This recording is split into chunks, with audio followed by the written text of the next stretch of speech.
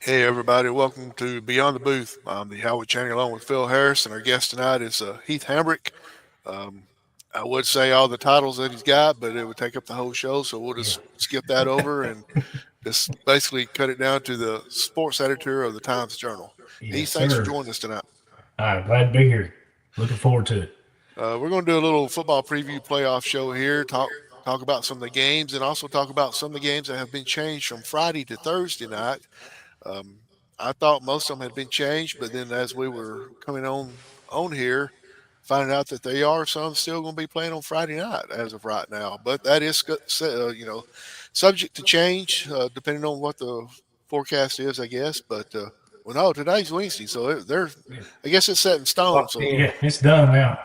yeah, I'm Yeah, sorry about that. I've lost yeah, track of my days. So yeah, whatever they're scheduled for to do right now, that's what they're going to do tomorrow. So um, anyway, yeah. let's go ahead and get started real quick, and let's start off in the 1A division here in Northeast Alabama, where 1A we got a couple of teams in it, and one of them is the very surprising Woodville Panthers that set a school record in wins, and also. If I'm looking at the bracket right, are they hosting the playoff game? They are Yeah. first time ever. First time. Yeah. Yeah. First First First time time time they've ever got ever. the host. hosting. Yeah. First time hosting a playoff game, and got at least 7 wins, or are They're they at eight seven now? and three. They lost last week, surprisingly to I would say a surprise section beat them uh, 39-32, something like 34, something like that.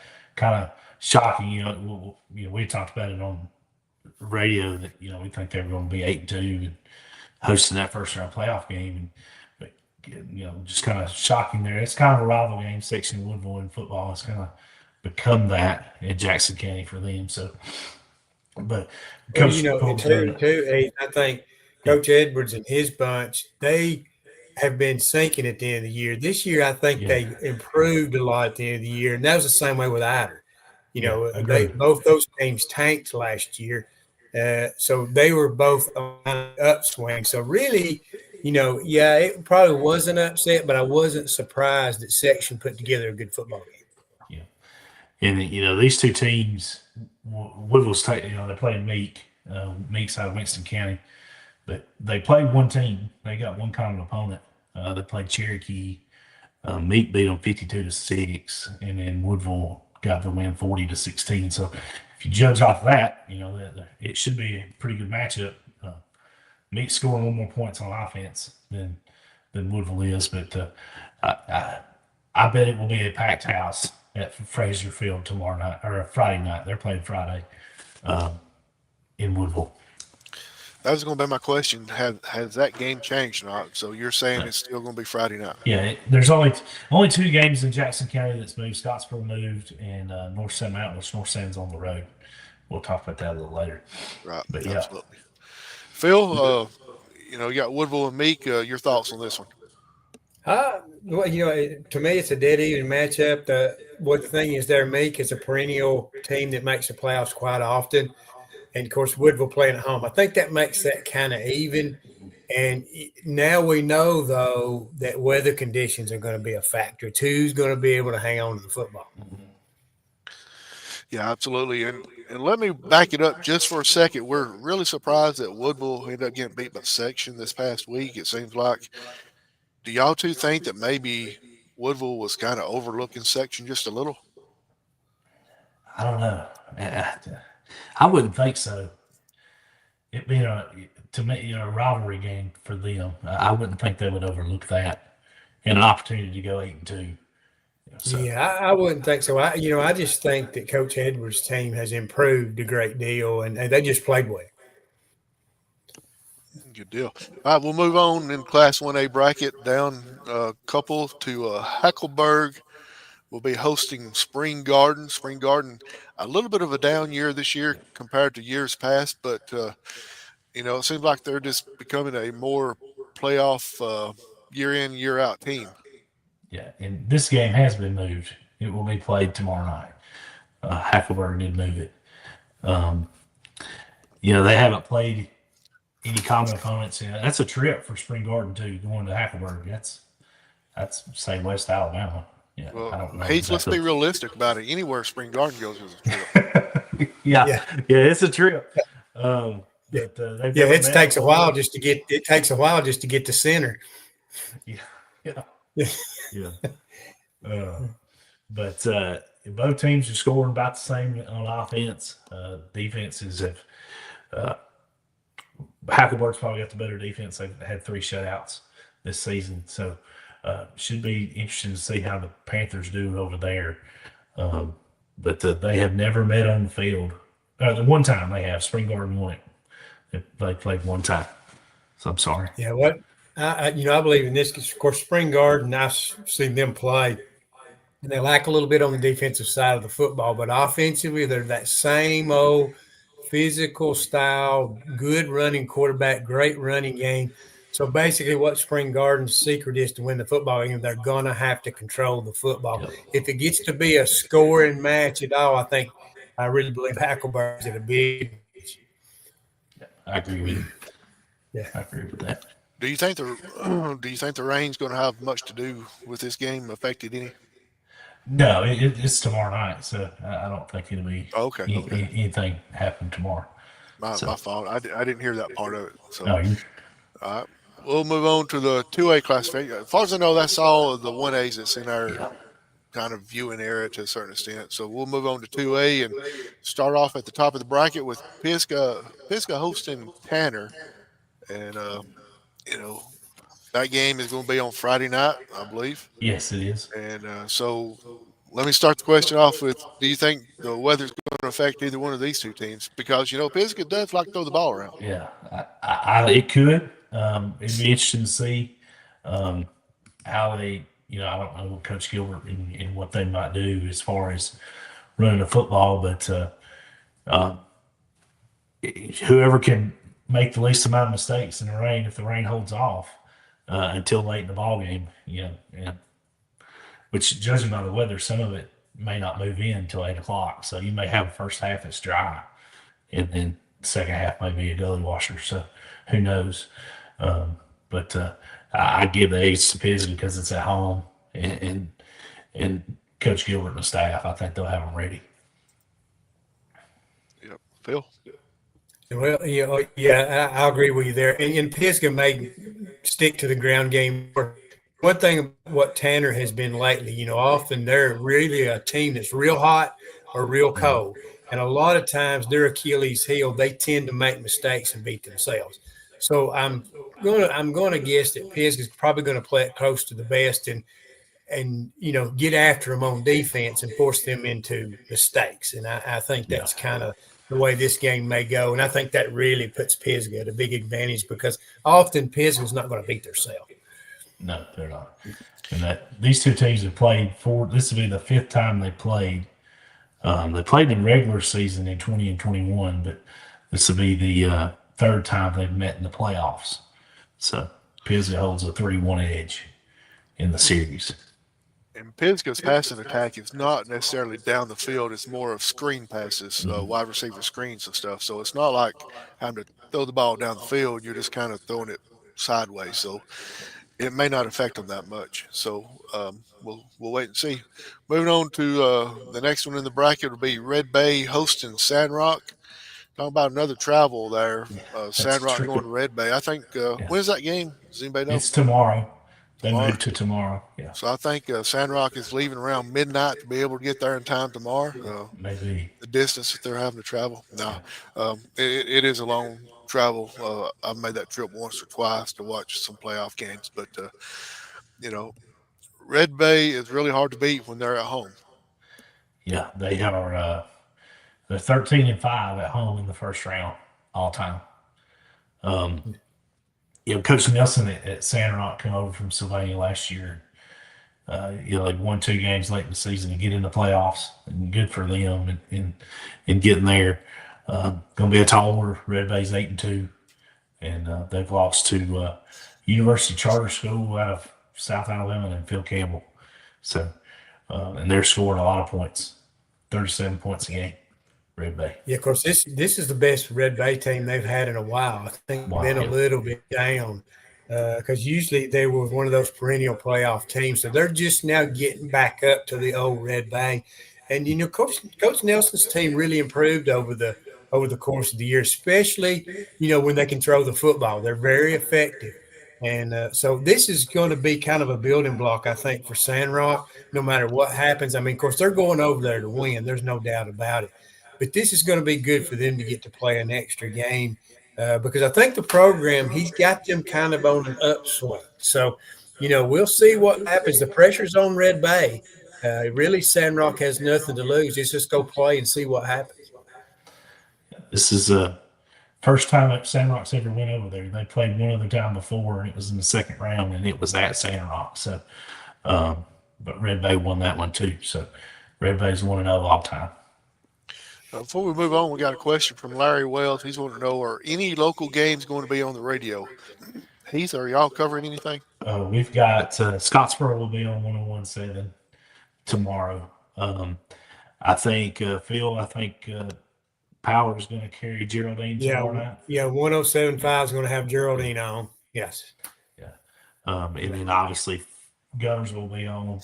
They moved to tomorrow night, so they'll be on. And then Arab is tomorrow night. It'll be on too also. And then Fife will be on the HD channel they have for 92.7. So they'll be on also. Boaz will be on. Yeah, there's a lot of it. Of course, you'll have, I don't know who the station out of WIS carries. It'll be a game of the week. I would say they'll cover Cherokee County. Probably, yeah. Yeah. Okay. Moving on in the good question, Larry. Moving on to the next, and we got Coosa Christian hosting Isabella. That should be a really good game. And is that game going to be tomorrow night, or do you know? I believe it is still going to be Friday. I don't think it's been moved. Last I saw it was Friday. Yeah. It has not moved, no. So it'll be Friday down off 459. So, we talked about Pisgah earlier. I think these two teams are on a head-on collision with each other. I think if things fall right, I think Pisgah and Coosa will play in the semis. And that game could be at Pisgah.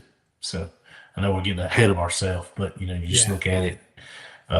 That's a potential matchup later on in the month. Yeah, I really believe in the 2A bracket in the North. Coosa, you got to go through Coosa. I think they are on paper probably the best team. Now they're not very deep. So if injuries come, that can become a factor. But it's a very talented football team, and it's going to be a tall order for anybody to get them out of the playoffs. Yeah. We'll move on to the next game. It's going to be, Lexington hosting Northside Mountain, which that game has been moved to tomorrow night. And I think that's one of the first games that I heard about being moved to tomorrow night. But it seems like over the years, Northside and Lexington has met. It seems like every year in the playoffs for the last 10 years, it seems like. Yeah, they seem one year they played week 10 and then turned around and played week 1 in the playoffs. So, they seem to meet each other. Kind of like Plainview and Culver County. They seem to find each other. So, but yeah, we talked about, everybody had talked about Northside Mountain's defense and how they had been really, really good up until the Pleasant Valley game. And then, things kind of showed up when they played Pleasant Valley and Pisgah. And, but not to take anything away from Coach Lissom, that North Sand's a very good football team. And this should be an interesting game. Lexington 7-3, but it's all on how you take it and traveling, and plus you're one day short. You're not playing on Friday, so be interested to see if North Sand get that win and come back to Higdon and play a round 2 game. Yeah, that would be nice. And I really believe when the brackets came out, to me this is the most intriguing matchup. I think this is the best matchup in the 2A first round. It's one of those I believe it's going to be a toss-up.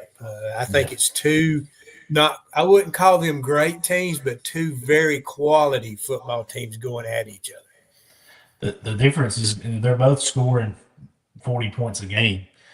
Which defense is going to stop the other is going to be the difference. And if you can get 1 or 2 stops, then you might win the ball game. So, And y'all kind of alluded to it just a few seconds ago, but if North San gets a win, then they will be playing at home next week against possibly Coosa Christian. Yeah, And that could be a really good matchup there as yeah, well. yeah, So the best I can see that is all in the 2A classification. So yeah, we'll move on to 3A. And of course, that is going to cover a ton of DeKalb County. So, yeah. yeah, we'll start off with Winfield against Glencoe. I know Glencoe's a little bit out of our area, but we've had Coach Phil help me out. Coach, what's his name from Glencoe? Baby Blanchard. Yeah. Blanchard, Yeah, Coach Blanchard from yeah. Glencoe. He's been on this show, so we want to give him a lot of give him some some recognition on here. But Winfield, Glencoe having to travel to Winfield. Winfield is not a easy place to play at, but Glencoe. I feel like Glencoe has surprised a lot of people this year. Yeah, I Go think ahead. Oh, so. you said, yeah, Yeah, yeah. yeah. I mean, Phil, you covered more than I have. I mean, I've told their scores on Friday night, but yeah, that Yeah, they've he's done a great job. yeah, they don't. They only won 2 games a year ago, and they got the couple of wins there early, and really nobody expected a whole lot out of this football team. Of course, Westbrook and Piedmont's the class of that region, but still they did well in a very competitive region, and that's going to help them come playoff time. Of course, Winfield's a perennial playoff team. I think didn't they put out Sylvania last year? I mean, year in and year out, this is a quality football Yes. program. It's going to be a tall order going on the road. Like you said, Winfield's a tough place to play. But this Glencoe team, I wouldn't say they've overachieved. I guess they have reached their potential and maybe a little bit beyond. But there are a lot of upperclassmen on this team, so they're hitting the road. But their competition has been good, and that should serve them well in the playoffs. You talked about Coach Blanchard at Glencoe. Well, the coach at Winfield is a Jackson County guy. David McKinney played at Stevenson High, and his dad coached Kenneth McKinney, and he's been at Winfield a minute, and they've had some good teams. And but yeah, it's not an easy place to play down at Winfield. Absolutely. But if I ain't mistaken, Winfield changed stadiums. I think they got a new football field. So I don't know how kind of intimidating it is. But still, just that long drive that Glencoe's going to have to take to get to Winfield, it's got to take something out of your team to take those long trips, regardless. So, all right, we'll move on to the next one. Back into Cab County, Geraldine will be hosting Rogers. Geraldine winning their region and being able to do that, they're going to get to, excuse me, host a playoff game. And Rogers is a team that if you're not if you're not on your toes, they could come in and surprise you a little bit. Yeah, and Geraldine 2 weeks ago probably played their best game. They just physically wore down Fife. I was there, and they held the ball, they controlled the ball. That they, as I told somebody, I said they did 5-5. That they held on and just wore them down. And I know Fife is going to be ready for their first round game. We'll talk about that in a minute. But yeah, Coach Davis, they've done an outstanding job there, and they've got a chance. You look at their bracket. I'd have to look and see who their next round game is, but Rogers. It all but for Geraldine, it goes through John Beck Wade. He's rushed for over 1,000. He's almost thrown for 1,000. So he controls the offense for the Bulldogs, and if as he goes, so does Geraldine. So Well, when it's that early in the year, before season started, they lost Brian at running back, but they didn't miss a beat. They just picked up, do things a little different way. It's amazing that Michael Davis, I won't say he has Fife's number, but for some reason, he gets his kids to play at a yeah, high level when they play Fife. Most folks are intimidated by him. His kids aren't, and that should goes to show you, that he is really good about focusing on the next opponent, not who that opponent is. And of yep, course, Rogers, I think they'll be favored in this game. And, of course, Rogers will be an athletic team. If Geraldine just, takes care of business, don't turn the football over, I think they'll be in good shape. But you were talking about round number two is what's going to be intriguing. And that's one I've been looking at is if they win and Westbrook wins, it'll be Oh Westbrook yeah, at Geraldine. And boy, that will be a classic matchup in round number yes it two. will. You talked about Geraldine, or I talked about their offense. They're scoring 41 points a game. Rogers is giving up 36. So, Yeah. uh, so that there's the difference in the ball game. Absolutely. And Phil kind of touched on it. We're going to touch on this next round. Westbrook Christian against Vinemont. We'll be hosting Vinemont. And we had Coach Steve Smith on here back before the season started. And for people that don't know Coach Smith, he's very entertaining to talk to. And it was great talking to him. But it seemed like wherever he goes, he's just going to win. But being there at Westbrook, he told me and Phil that he thought he's going to have a pretty good team this year, but he wasn't 100% sure what to expect from this team. But he just came out and they, came in second place in that region, which was a pretty dang good region. Yeah, But coming in second place behind Piedmont, but them hosting Vinemont, that should be a pretty good game as well. Vinemont's had a good year. Uh, they're 6-4. I don't. They're not typically in the playoffs a lot, are they, Phil? No, no, no, but they're usually very competitive. They knocked off somebody a couple of years back. I don't know if it was Colbert. Madison Academy maybe. They beat somebody in the playoffs a couple of years ago that was a big surprise. And Coach Smith came on scoreboard and told us that that's one of those teams you can't take lightly. They're a very quality, very well coached football team, and even though they're 6-4, they're dangerous. And Yeah. kind of that's the way he talked. And incidentally, Coach Steve Smith picked up his 300th win against Trine. And but yeah, he has. He's put together a quality program. The kids have bought in, and they're really showing it on the field now. So, I think Westbrook's one of those teams that's dangerous. I mean, of course, Piedmont and Mars Hill by far is your best teams in the 3A bracket. Westbrook's one of them teams that can make some noise. Absolutely. Move on to our next one. Is Piedmont hosting Phil Campbell, and kind of like Phil is just talking about, Piedmont probably one of the better teams in Northeast Alabama. Uh, but they played in a very tough region. I think they went undefeated this year. They did. Yes. And talking to Mr. Ingram, the voice of Piedmont Bulldogs, he said that he could be a little bit worried about Piedmont in the playoffs because most of their starters haven't played a full game yet. And so, that's something that it's great to be able to get your starters off the field, but then when playoffs roll around, they're going to have to play a full game. And are they ready to do that? Well, that offense is averaging 50 points a game. That's staggering. And then the defense is giving up 7 or 8. So they got a good team. And then isn't the guy the receiver's name is Pinto? Is that his name? Raleigh. Am I right Yeah, on that? Raleigh. Pinto. Yeah. Yeah. So and then if they can get by Phil Campbell, and we'll talk about it in a minute. If Fife wins, Fife will go to the field of champions in round 2. So They'll get they their played in yeah four. they'll get their test up front Yeah. in that game. Yeah, and I think Raleigh Pinto's a great player. And what's fun to listen to them is they'll put 2 or 3 on him and still throw him the football, and they can't stop him. He's just amazing. But this team, what I don't think people understand and overlooks is how good they are on the defensive side of the football. It allows them to do a lot of things on offense because basically Jonathan Miller is an outstanding defensive coach. They are going to take away what you do best. They did that against Westbrook. It's just an overall great football team. Jonathan Miller has put his stamp on this program, and they are very, very good. Yeah. Yeah.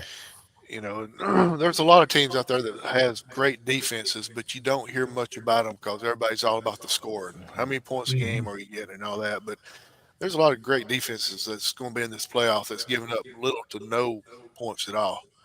And y'all kind of touched on it. Our next game is going to be Fife hosting Lauderdale County, which has been moved to tomorrow night. Yes. And the winner of that game will play the winner of the Piedmont Phil Campbell game. But Fife, they're they're in the playoffs again.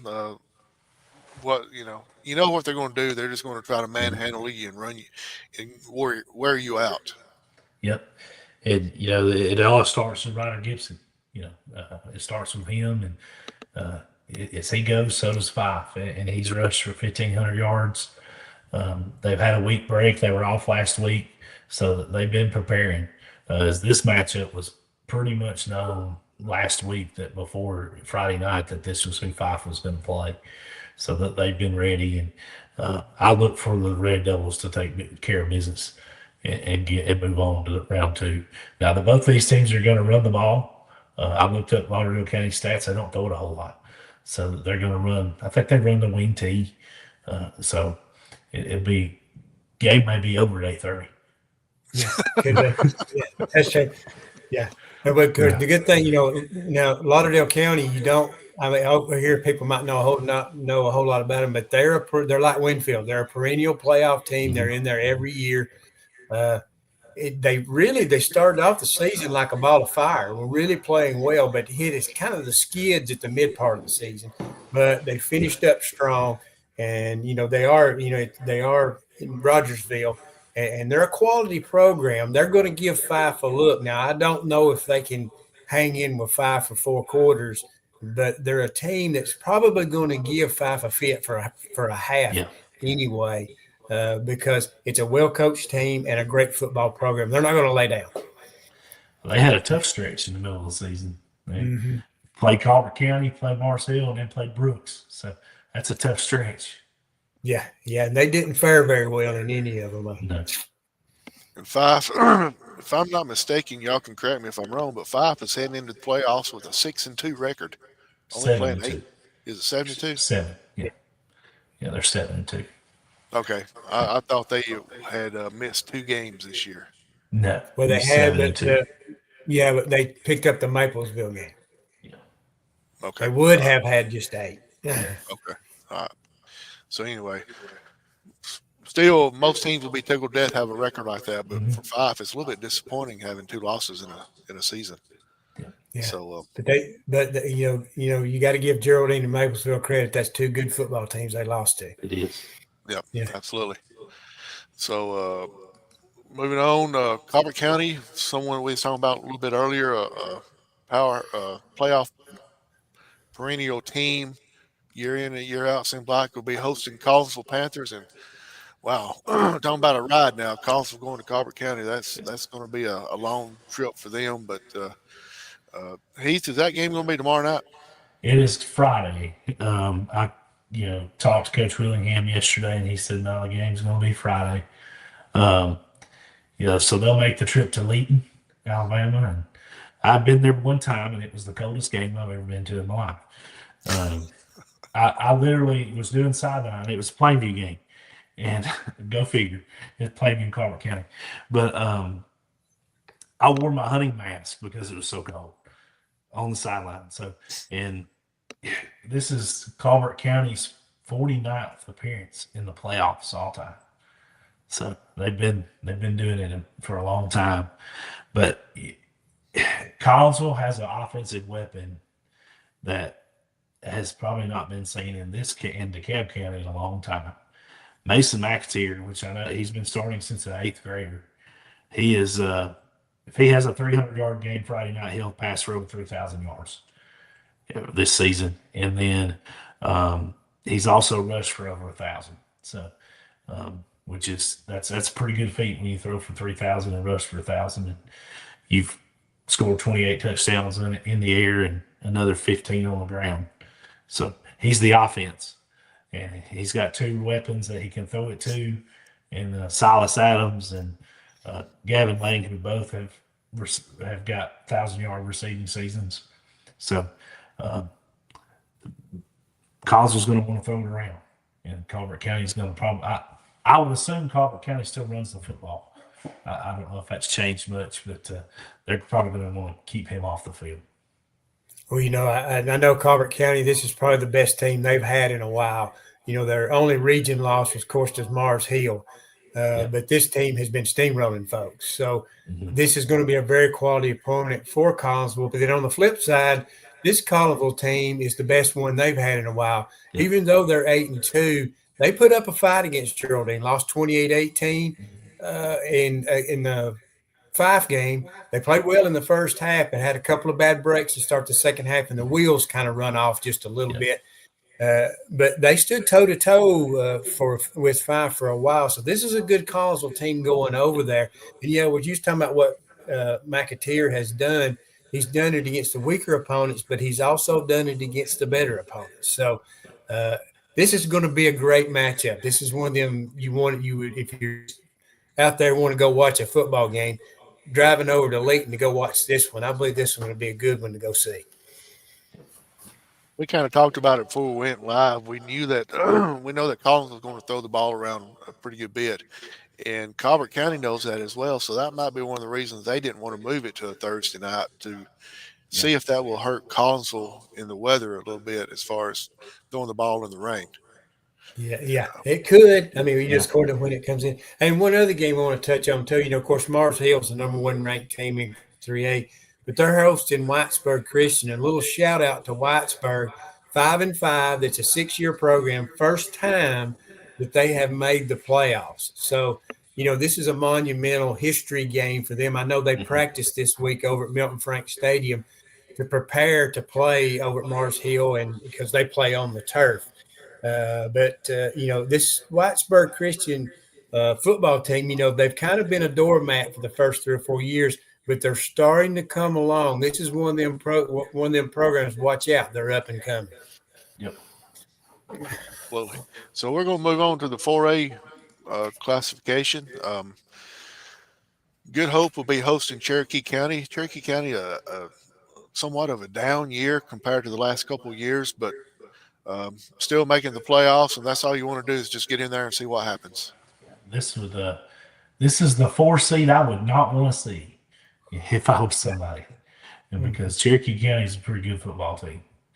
So Yeah, Phil? that's definitely so. Usually very good on the defensive side of the ball. Yeah, they had a lot of folks to replace, because they've been to the state championship where got 2 or 3 times in a row have gotten mhm. beaten. So this team knows how to win football games. They haven't forgotten. It's just that when you look at that region and you see how good this year that Alexandria and Anniston are, and they are two very sound football teams, and they're going to make some noise, both of them, in the 4A playoffs. So this Cherokee County's team has a 7-3 record, but that's very misleading Yes, because it they is. also lost to Piedmont. Yeah. Yeah, Yeah.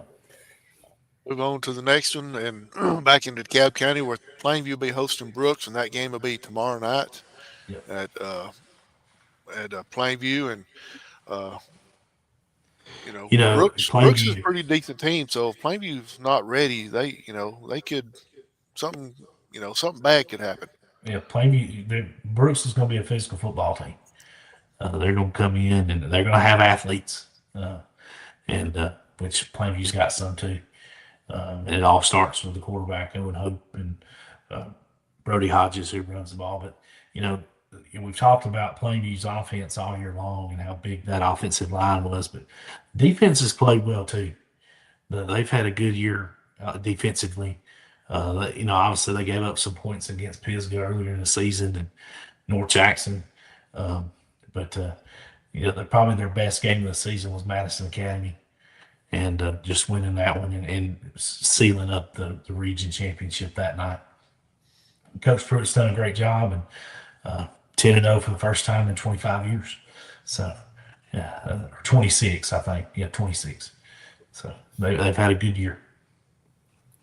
yeah, definitely. So, we talked to, Grant on our show who plays at um, Plainview. He felt like where they really kind of put things together, where they felt like they were a quality football team or a good football team, was the game. It was one they wanted real bad Mm-hmm. and really come on in the second half. And he said, since that point, he said they felt like, they were a good football team and they've played like it.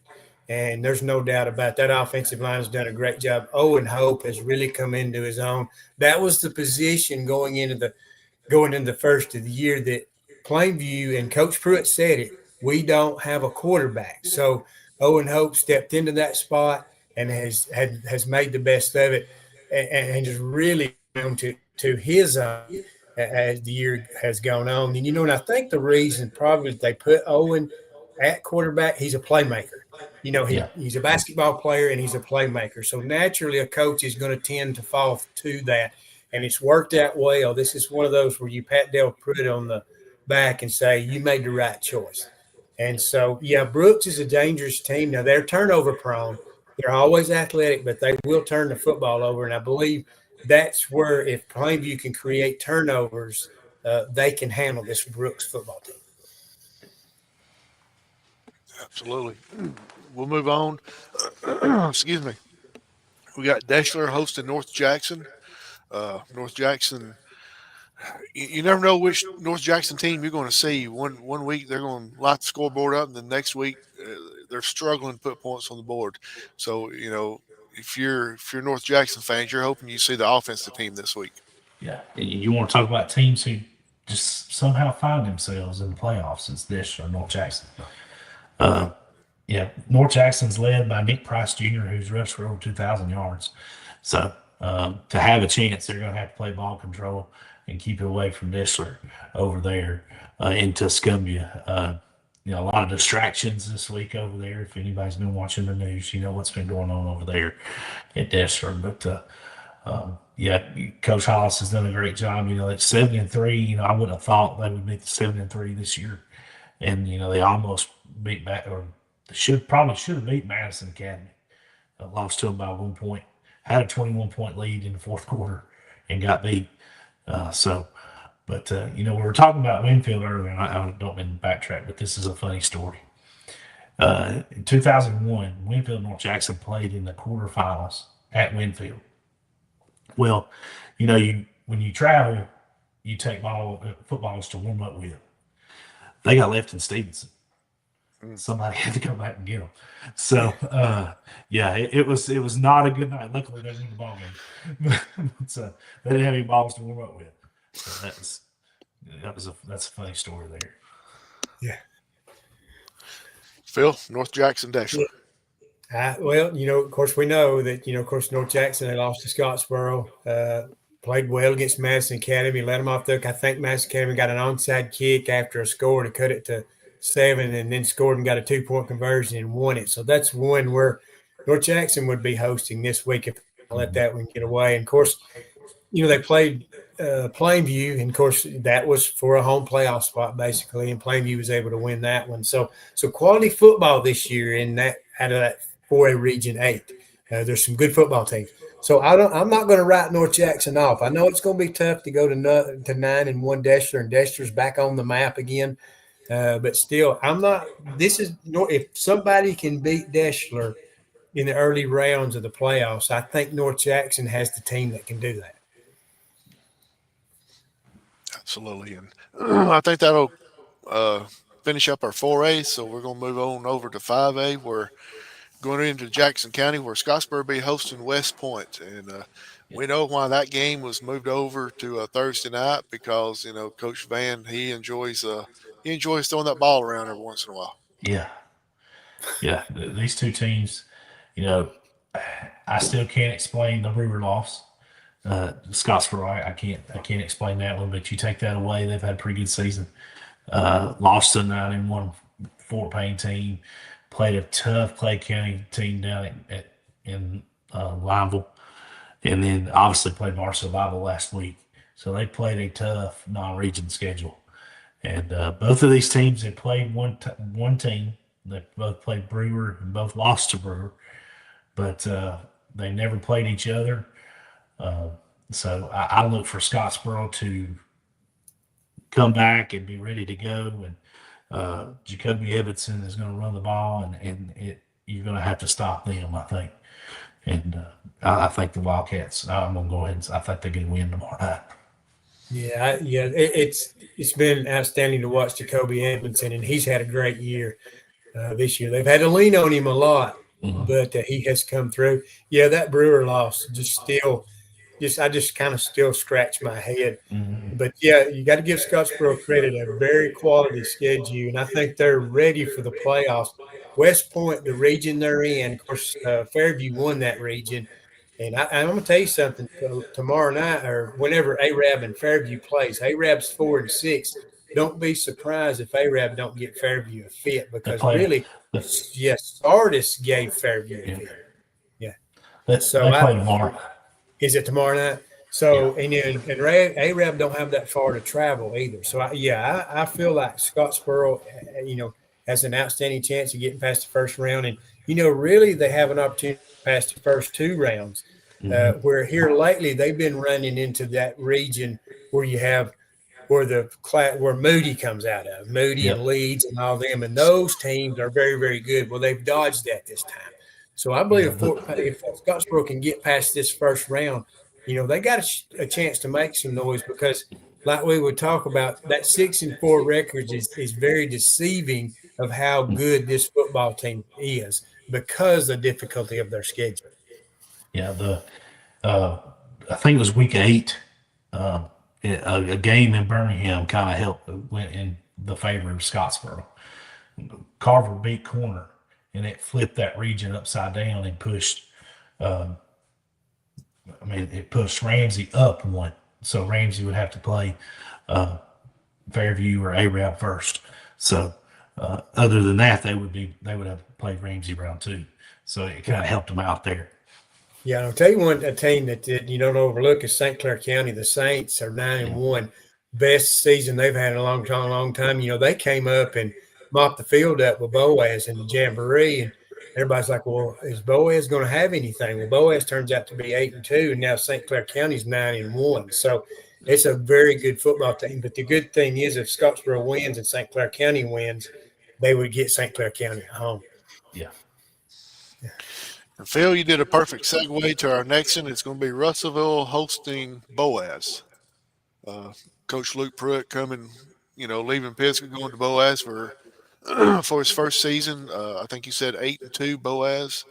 Um, it's hard to believe an 8-2 team is actually going to have to go on the road, because that means they finished at least third in their region.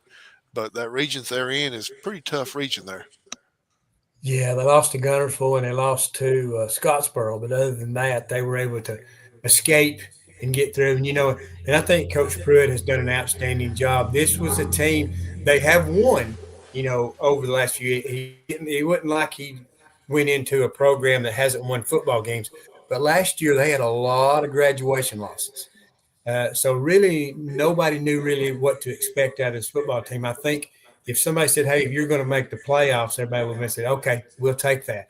But they've went 8-2. Very surprising. This team is well coached and playing well. Yeah, they go up against a very athletic Russellville team, but I think if Boaz can control the football, they've got a chance. I think they can have got an opportunity to pick off the upset on the road.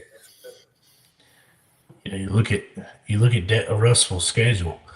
They opened 0-2. They played Deschler and then played Marshall Bible, and then they lost to Fairview, which was, I guess, would be the region championship by a touchdown, and then they lost to Athens last week. So they played a very tough schedule also. Mm-hmm. So that'll finish up our 5A playoff bracket, and moving over to 6A, where Fort Payne will be hosting Athens. And we've said this a few times tonight, but it seems like when Fort Payne makes the playoffs, they end up playing Athens sometime Yeah. during the playoffs. Yeah. Yeah.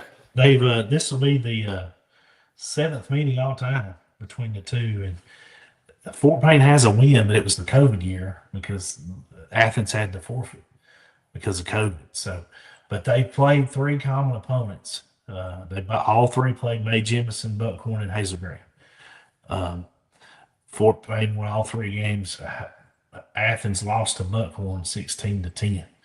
So Athens is they're there. They tend to get there every season in the playoffs, and it doesn't matter their record. They could be 5-5 and make it to the semis because I've seen them do it. And they're going to come over here tomorrow night, and they've got 3 kids that have rushed for over 500 yards. So, like Phil said earlier, they're pretty balanced, and it's going to be a tough game. But I think Fort Payne's prepared. Uh, Blake Griggs on offense, Mason Chandler on defense. I think they're going to be ready to go and look to continue their winning ways. As you talk about a team that's surprised. A lot of people didn't think Fort Payne would be 9-1 after losing what they lost last season, and they've just come together. They play well, and you take away that Gunnersville game that they turned the ball over 4 times, it might be a little different. Yeah, definitely. So it's one of those where everybody will say, because they beat a good Scottsboro team and lost to a team in Gunnersville. I think they should have beat. If you flip flop that now, there's no telling what might happen. But Fort Payne has come on. I was around some players before the season started, still very confident, even though they had a lot of losses. And I talked to Coach Elmore about that, and he said, they may be a little bit too confident. But they did lose a lot, but somebody forgot to tell them that. So they have played well. And and I watched them last week, and I was very impressed in that I think they're a reflection of their coach. They don't get too emotional or too high. They don't get too low when things go bad. They just keep playing. Yeah, And things usually go in your favor if you just keep playing and don't give up. And this team lacks a lot on defense because of injuries. They're depleted a lot. But last week, they offset that by controlling the football. And I think that's what you're going to see against Athens. I think they're going to have to do that once again to protect that defense, because that's what won the Pelham game. People don't understand what a quality football team they played last week, even though they only won 28-21. That was probably one of the better teams they played all year. And you were talking about common opponents in Buckhorn. Fort Payne beat them, and Athens lost to Buckhorn. Buckhorn's got a good football team. yeah, they Fort do. Payne got on them, and because if Fort Payne would have not got on them and Buckhorn would have been able to keep it close, that would have been a much different football game because Buckhorn finished 7-3 this year, most wins they've had in like 14 years. So Fort Payne beat a quality team in Buckhorn. So this is going to be interesting tomorrow night. But hopefully Fort Payne will continue to stay balanced on offense. And boy, they run the ball well last week. And Yeah. if they can get that tomorrow night, they can win. You talk about Athens and Fort Payne. They kind of got a connection. Coach Elmore's grandfather was the head coach at Athens. Furman Elmore. He is actually the 4th winningest coach in Athens history. So you take it just kind of goes back a long time to the 50s and 60s, and so just a little connection there, a little nugget. I think I put that in the paper this past week. So just a little neat deal there for him. But obviously, they want to win the football game. They win the football game, they got a chance to host Mountain Brook at home. Mountain Brook is the cross game, and I think that Mountain Brook or Mortimer Jordan. Mortimer Jordan wins. Fort Payne's going to have to go to Mortimer Jordan, but got to get by Athens first. Yeah, of course. I think Mountain Brook. Mortimer Jordan's not what they've been lately this year. They're not quite as good. So Mountain Brook should win that one. In my personal opinion, in talking about Coach Elmore, I'm sure Jerry had a smile on his face. Jerry Elmore had a smile on his face, seeing that Fort Payne ran the football and played control of the clock. And that's in the old days of his coaching at Fort Payne. That's the way they did things. And I'm gonna say this too. We have a lot of great coaches around here that stand out, and some of them are just have something that others don't have. You see that in the Steve Smith and Paul Benefield and Dale Pruitt. I think Chris Elmore has that. He can take whatever he's got, make them competitive and win football games. There's just something about his coaching style that these kids buy into and play probably better because they're not going to win the eye candy contest. They didn't last week, but somehow they won that football game. Yeah, standing on the sideline each week, making covering that, you just feel it. They like you said, they don't panic. that they don't get down. They don't. There's no they're not getting on each other. They're building everybody up. If somebody makes a mistake, they build them up and let's go to the next play. And it's fun to watch. They're a fun team to watch. Absolutely. And the last team that we'll talk about in the 6A will be Gadsden City hosting Jasper. Gadsden City um, a little down this year, but you never can count them out. Even though they may be a little bit down, you can't count them out because they they just want to play football. They show up and they win. And they're a very athletic football team. Fort Payne played them. They scored 17 points. Their two touchdowns. They broke a tackle and went 60 yards and scored. So um, I would not want to play them. They're very athletic, and they played a tough schedule. Opened up 0-2 with Muscle Shoals and Hewitt Trussell. So that's become a theme. With every team. They schedule out and schedule up.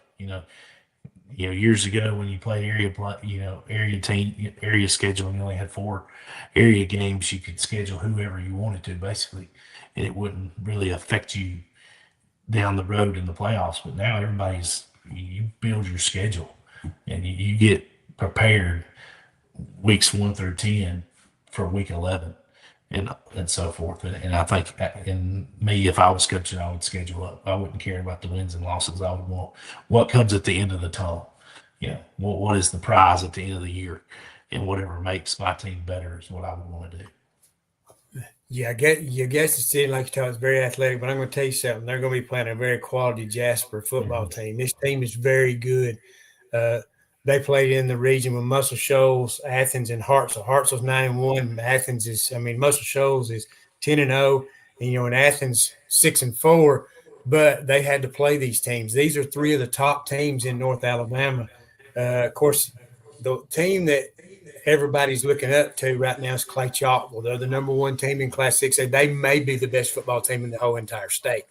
They are very good. So this 6A is very competitive and going to be very tough. Like you talk about, Mountain Brook and Fort Payne could match up in the second round. There's just some great teams. Homewood's 9-1 this year. Yeah. They pulled off a big surprise to win their region. And I'm going to tell you something, Pale City at 7-3, they're a good football team also. In 6A, there is no easy outs, I don't think.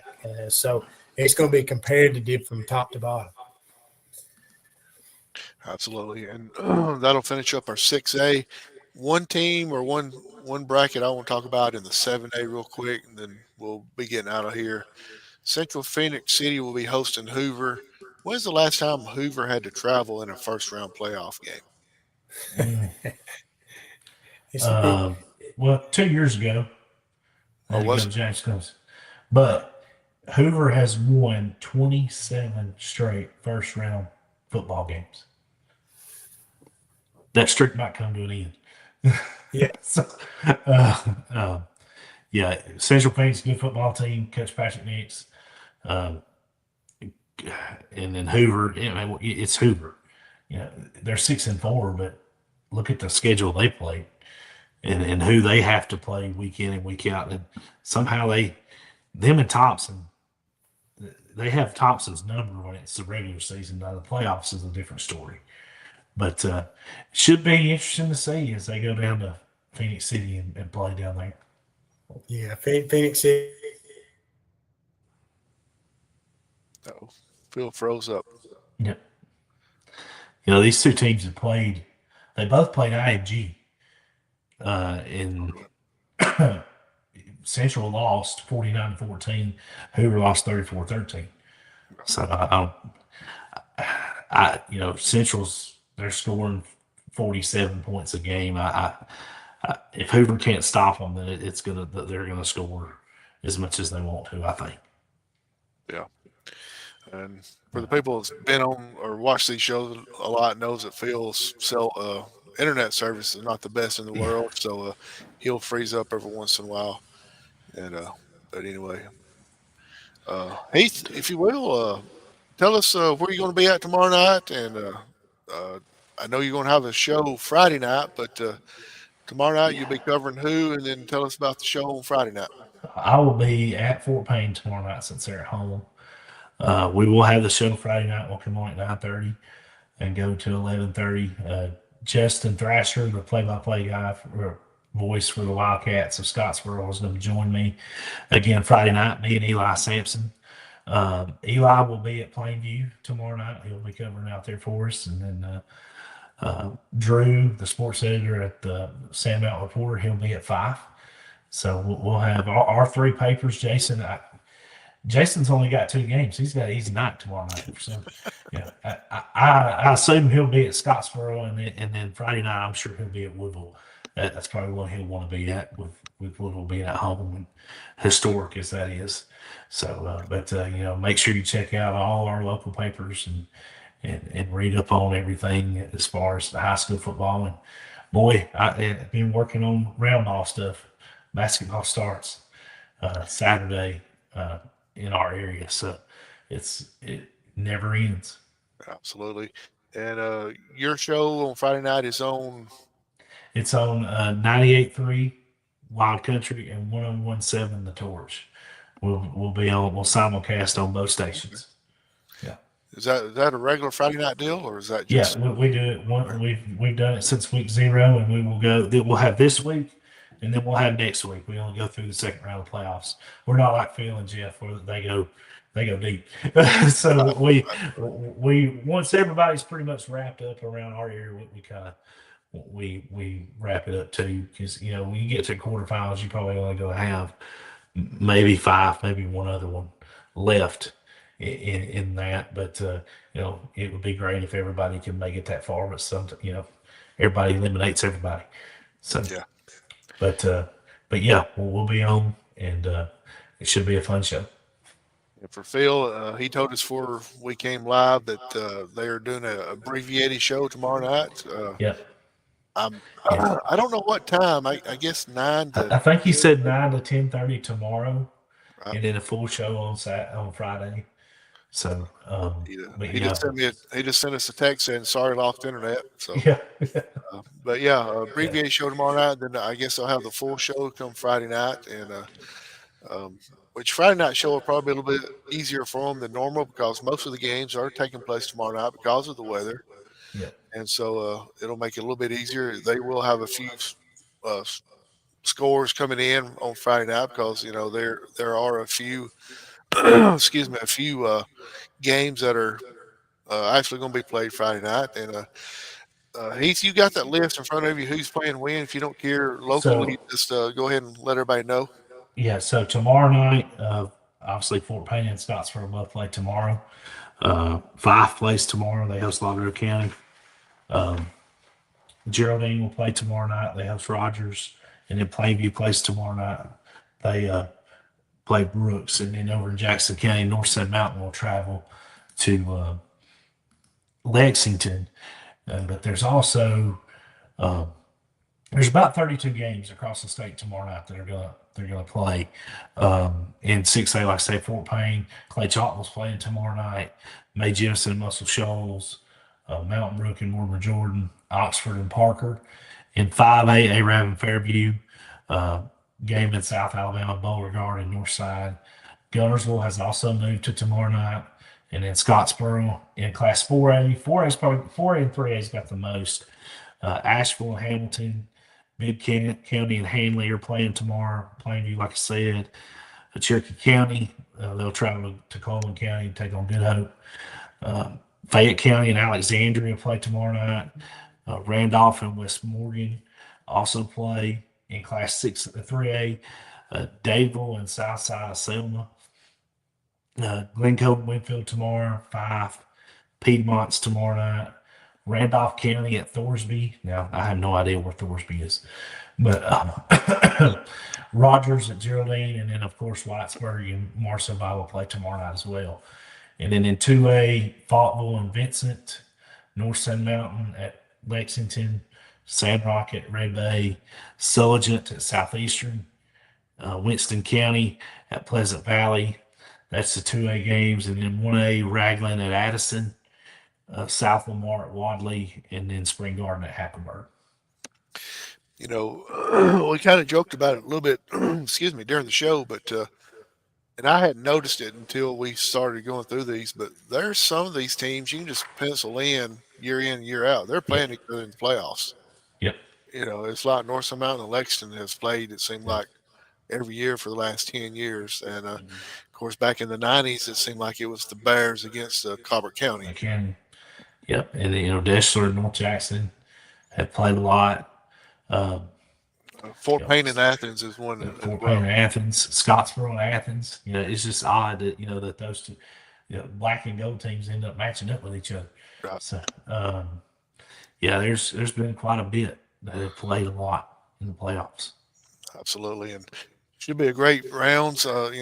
Usually you can go through and like, this game's not going to be very good. This game's not going to be very good. But this year it's kind of hard to go through and pick out which games are not going to be good because the matchups, the way that it is now, everybody's matching up pretty well against each other.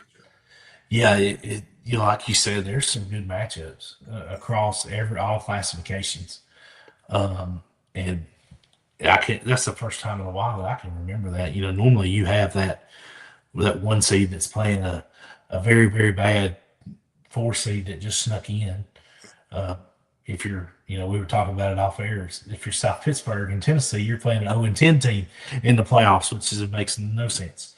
Um, but yeah, there's some good matchups. I think, there's, like we said with Cherokee County, that's a four seed I wouldn't want to play. If you're a region champion and you're the one seed and you've got to play Cherokee County, man, that's a bad draw. So Yeah, they've been in the state finals the last 2 years. yeah, Haven't ended the season the way they wanted to, but they've made it, and they're a playoff experienced team, and that's something you know you don't want to mess with. no. You talk about travel as far as teams traveling. If you look at 7A, they do it different. You don't cross. I mean, you cross with regions, but you've got a region in the north playing a region in the south. So, like for example, Fairhope, which is in Baldwin County, is going to travel to Madison County to take on James Clemens. That's a 6-hour trip. And, there's others like Daphne's coming to Spartan. Uh, Florence has to go to Baker, which is in Baldwin County. So that's a trip for these teams. Even though they are 7A, that's a long trip. You're leaving at 9 a.m. Friday morning to get there. So uh, that's something that to me needs to be looked at. I don't know if that's a good model for that. Even though they are 7A, that's a lot of travel. It's a lot of travel, and then Mhm. the way the playoff bracket is set up, they get the bye week where everybody else is playing semifinals. Yeah. Their semifinals is when everybody else's quarterfinals is, and then they get Mhm. a bye week before they play a championship game. So Yeah. a lot of this, I kind of agree with you. A lot of the 7H stuff needs to be re-looked at. I feel like, Mhm. and something done about it. Yeah. The easiest thing probably would be to expand so they Right. add 32 more teams or 16 more teams and make 3 more regions or whatever. That way you don't have to have that big of a travel. But when you get to South Alabama, it doesn't matter what classification you are. It's the population is so sparse. All your population's in Mobile, and then you got to go to Dothan, and Right. there's just all that space in between when there's nothing. So it kind of is what it is in South Alabama. It's not like it is north of Birmingham. Absolutely. So So one more time for Phil Harris, he got knocked off the internet. He was with us, but they're going to have an abbreviated show tomorrow night on QSB WQSB scoreboard 9 to 10:30, and then they'll have the regular show on Friday night. And Heath, one more time about yours, mine will be Friday night at 9:30 to 11:30 on 98.3 Wild Country and 101.7 The Torch. and you'll just have famous thing. You'll just have two scores you got to wait for on Friday night. Pretty much, yeah. Yeah. So, But I'll cover, I'll go over all the North Alabama scores from every class. but yeah, it's a lot easier when you already have them in hand, not Yeah. having to Yeah. It's search already for them. ready to go. Yep. And yeah, and kind of like you said, that five game will probably be over tomorrow night at 8:30 with Both teams Probably. running the ball the way are. Yeah. Me and Phil kind of jokes about that every year, talking about Fife is usually the first game that finishes Hmm. because they just run the ball and clock runs and there's no stoppage really. I think they had one game this year that ended at 8:30. Everything else went till 9. Uh, so, but yeah, normally they're over pretty quick. Lily. So, Heath enjoyed it. Maybe we can do it again next week and talk Yeah. about round two and do it on the same night, maybe the same time. Yeah, that sounds We'll good. make sure we get everything set up where we can do it. So, but everyone that will, if you're listening to this, watching this, join Heath Friday night on his show. What's the name of your show? It's the Southern Torch Friday Night Football Blitz. Southern Torch Friday Night Football Blitz. Join Heath at 9:30 to 11:30. Is that correct? Yes, sir. And but Heath, enjoyed you being on here with us, and Me too. good luck tomorrow night at Fort Payne, and then of course Friday night's just going to be a dream for you, just Yeah. reading off the score. So, Yeah. and, are you going to try to get the paper out on Saturday or the No, sports book? it will be Friday. It'll be Wednesday. Wednesday? Everything will be online, but Okay. it will be in print on Wednesday. I didn't know if everybody being finished on Thursday, you might try to get it on Saturday or Yeah, not. we thought about doing that, but with time constraints and everything, and it's easier just to do it on Wednesday. Hopefully, we'll get back to one day where we print it and we can hold the press and have everything on Saturday morning. Because I may be totally wrong, but I think you said that the print and everything has to come from West Alabama. Yeah, it comes from Florence. Florence. So you gotta have everything done by a certain time, then Hmm. for them to print it and get it over here and all that. Yeah, So yeah, it's a big difference compared to what yeah, it used to be. yeah. A lot of people read stuff online first, so we try to get it all out. Hopefully, I've been doing pretty good trying to get it all out by lunch on Saturday. That way, people can read it. Obviously, with me and others that write, we have to proof it and make sure it's good to go. But normally, like whatever game I go to, like tomorrow night, I will go to Fort Payne. When I come home, I'll write that story and get it online as soon as I can. So that will already be done. And if you had stat keepers, that'd help you out a little bit more by Yeah, getting these stats a little yeah, bit sooner. yeah. Thank Yeah, you for that, by the way. sorry about that. Yeah, I'm a Yeah, little slow on some that's of that fine. stuff, but anyway, for the How with Cheney, Phil Harris that got kicked off the internet, Heath Hamrick, our guest tonight, the sports editor of Times Journal. Thanks for joining us tonight for the playoff edition, and join us next week where we'll try to go over round two, and hopefully we still got all of our local teams in it, and we'll have a lot more to talk about. So, Yeah. good night, everybody.